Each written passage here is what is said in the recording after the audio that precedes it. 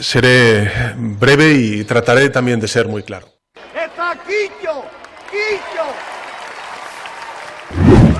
Hori azkartasuna daramana Sánchez presidenteak zein izango ote ditu buruan A.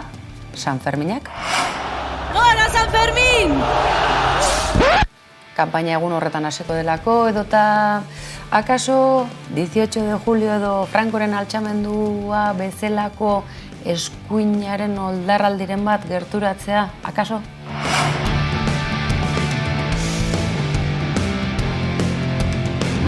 Gauzak honela reakzioak heldu dira. Los comicios se celebrarán el domingo 23 de julio, de acuerdo con los plazos que establece.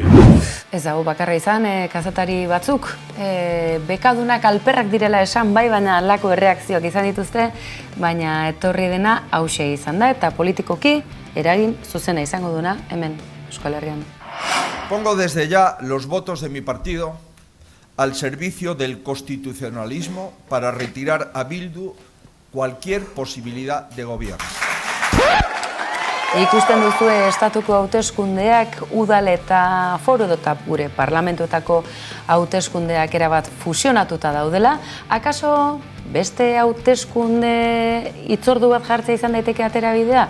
Behin hauteseskolak martxan jarrita, uztailaren bukaera alderako referendum bat, behin hasita gauzak dauden bezala, akaso ez bai gaituzte bertan nahi alfombra gorria Euskaldunak, etorkizuna askera bakitzeko, segi dezagun amesten, argi, Manu Txao etortzeko dela Euskal Herrira, baina sarrerak agortu dira.